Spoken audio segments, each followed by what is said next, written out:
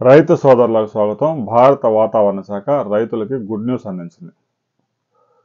ఇప్పటికే ఛత్తీస్గఢ్ పరిసర ప్రాంతాల్లో ఏర్పడిన అల్పపీడనం బలహీనపడిపోయింది.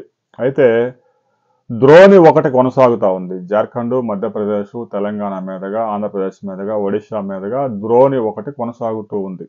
ఈ ద్రోణి ప్రభావంతో రాబోయే 48 అవర్స్లో ఈ రాష్ట్రాల్లో 8 నుంచి 12 సెంటీమీటర్ల అతి భారీ వర్షాలు నమోదయ్యే అవకాశం స్పష్టంగా కనిపిస్తూ ఉంది.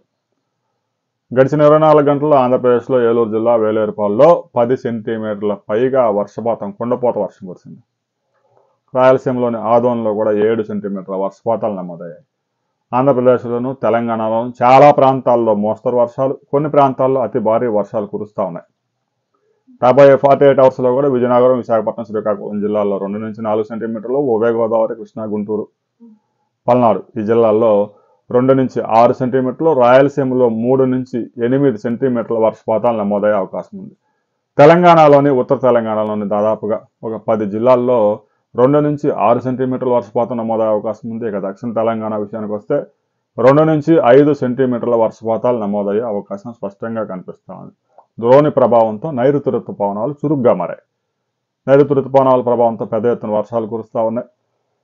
గడిచిన 24 గంటల్లో మీ ప్రాంతాల్లో ఎంత వర్షపాతాలు నమోదయ్యాయి అనే విషయాలు కూడా మీరు కామెంట్ చేయండి.